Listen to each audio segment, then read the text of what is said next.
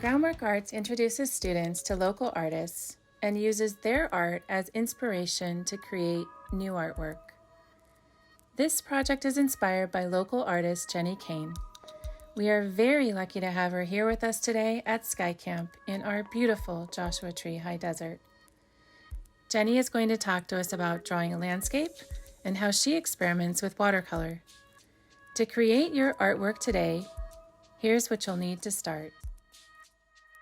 Heavy paper, a pencil, Sharpie or ballpoint pen, a paintbrush, watercolors, and a glass of water. So I think it's nice to, if you have a place you like to go to sit and look out that has a nice view, that's a great place to start. Cut a piece of construction paper and cut out a hole like a TV frame, and you can choose the direction. So sometimes we call it the orientation, and so you've got this way where it's sort of the long rectangle, we call that the landscape view, or you can turn it vertically and we call that the portrait view. And then I decide, what am I most interested in showing? What am I most interested in exploring? So when I'm looking out, what I am most always drawn to first is the furthest away line, which is usually the horizon or the skyline. And that you can find anywhere, whether there's mountains or buildings or the ocean. It's whatever, it's wherever, if you start looking at the sky and come down, it's where the sky meets the land or meets the man-made building or meets the ocean. The skyline in the distance would be the first layer of mountains.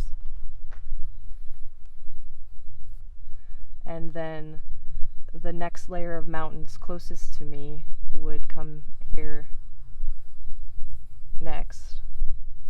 And then the next layer closest is the wash with the brittle brush, and that would be the line here. So you have these 4 layers and the sky here with 3 layers of the land, the closest here being the ones where the flowers are. I'm going to trace some of these lines just so that they're there.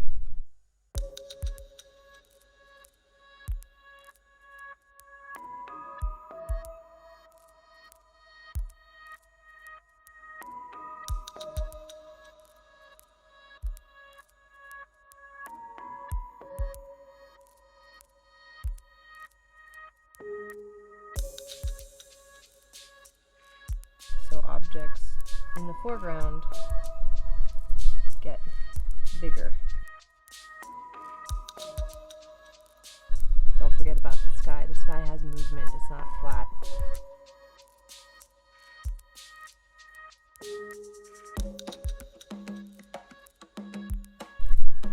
And I like to move from layer to layer.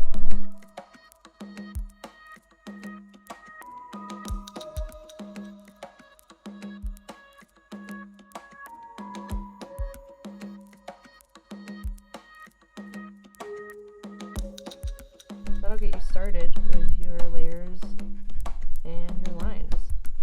Watercolors are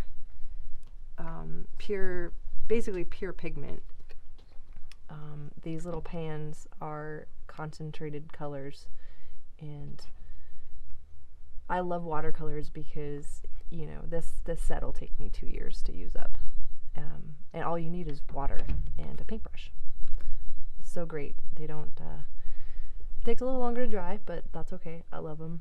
They teach you a lot about paying attention. What does the color and the water want to do? So you don't get to control them as much as other mediums, which is why I love it. They're built up in layers, so you oftentimes have to wait for them to dry in between. So again, you have to learn patience. And just to get a sense of what the color is, I like to have a page that I call my practice blotter page. And that way you can just kind of see how strong the color is. If you add more water, it gets diluted, right? But it's all the same paint. If you want it to be really strong, you can kind of come back in and get your brush in the paint, the dry paint pan even more. So you get the color as strong as you'd like it. Understand what the paint's gonna do, and then maybe choose where it's gonna go. That's one method. So I'll start kind of outlining the mountain here. And so that's just straight wet onto dry paper. One way you could do it. You don't have to do it, like you don't have to fill it all in with one color immediately. It's really great to leave white space because then other colors can go there later. Another way that you could do it is start with just water on the page, and then add the water without any color. Although because the water's got a little bit of that color in it, it's not straight water. And then see what happens when you add the color to the wet page. So wet into wet. And add water on top. And it kind of runs, and that's okay. It's so great because the paint will do what it wants to do. I actually really love it when the two colors merge, because you get these kind of like the way that the ocean waves will run through the sand. And you can kind of see how the paint will move kind of like ripples in the water. I think I'm gonna do a little bit of the sky, so make sure to wash your brush. And it's okay to use that paper as a blotter. You could also use a t-shirt, old t-shirt, rag, towel. Just don't choose your mom's favorite towel. I have a lot of rags. And so you've got blue. I kind of think that's a little too dark. Let me choose my lighter blue. There we go. And again, we talked about complementary colors. So you see how this orange and this blue, they're good friends. They want to be next to each other. So I'm going to go with a little bit of just wet paint onto the dry paper. And I don't want it to be one solid color. I can mimic the lines that I laid out kind of as a guide for myself. I remember how I felt when I painted it, or when I drew it. And I'm going to switch brushes because I want my line to be a little smaller. So this is a thick brush. If you don't have a thick brush, it's okay. Just stick with your small brush. And that way you can get a really concentrated color. Woo! And I'm going to go kind of into the wet on top. Layers is the name of the game. And so when the paint gets kind of dry, you get these nice streaks and different kind of effect, wispy even. So that's just getting to be a dry paint color on top of the dry paper. Another way you can get texture.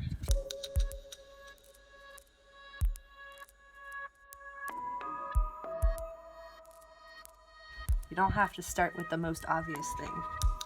What do you want to start with?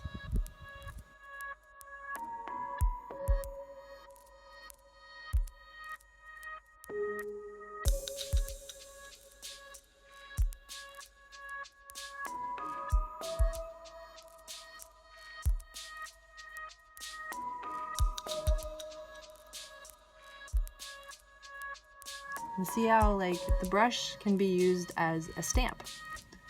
Doesn't have to just be used to make lines. You can just hit it like that.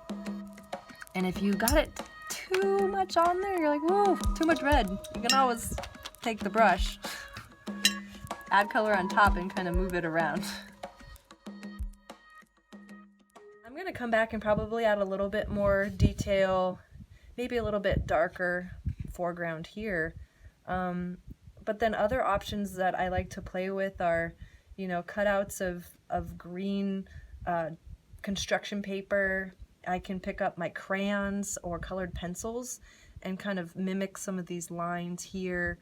Sometimes I even add whiteout to the sky where I want to have clouds or like light on the flowers. And maybe tomorrow after it's dry, I want to come back over with one more layer of color because as you add more and more watercolor, that really rich, deep pigment reveals itself. It doesn't happen in the first layer, and that's what kind of like our lives. The more you put into it, it gets richer and richer and richer. Why do you use watercolors, or when did you start to use watercolors? That's a great question. I wouldn't call myself a landscape painter. I was very interested in abstracts and more sculptural stuff. I left the country, joined the Peace Corps, and a friend of mine in a care package sent me a tiny travel watercolor set, and I started to use that to doodle, especially when I couldn't understand things. I would try to draw them, and so that was really what pushed me into, I can take this anywhere, I can use it as a means to communicate when I can't speak the language. It taught me to pause and say, is there something around me that I can connect with in a different way? My parents took us on vacation to Yosemite National Park every summer, and that was the one time that I moved away from, my life in a box of a school classroom or an office or a bedroom, and I saw the world for the first time through the lens of, these natural spaces, and that was the first time that I picked up a pencil and was like, oh, how do I capture the beauty of what I'm seeing right in front of me? Do you do the landscape drawing before you paint? I do both. Sometimes I lay down the watercolor and the colors first and add some of the line work later. Sometimes when I really want to draw and all I have are a piece of paper and a pen, I do that first and then I take the painting home and add the color later. But what I've loved recently is doing sort of timed pieces where I don't let myself think too much about it, 10 minutes or less. But in recent times, over the last year, I've noticed that your work has moved much more into abstraction. Walking outside into a landscape or walking into my studio to paint one, for me, reminds me so much about what I loved as a kid. And the freedom and permission to go explore and be curious about the world, and not judge what comes out of it. And so I just started making things with the objects that were closest at hand. And initially they felt very abstract to me, but then landscapes started to emerge out of those because that's kind of always what I see when I close my eyes. Watercolor landscapes are fun to create most anywhere. And experimenting with watercolor is super fun. Playing around with different amounts of water and mixing it with paint is when you get to see the magic. You never really know what you're going to end up with.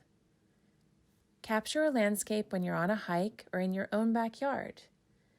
And if you can't get outside, choose your favorite picture of one or make something up in your mind. Grab some paper, a pen, some watercolors, and let's go. We are really excited to see your experiments in landscape watercolor. Please share them with us at groundworkarts.com and our Groundwork Arts social media. Don't do this at home. Yeah, do not do this at home.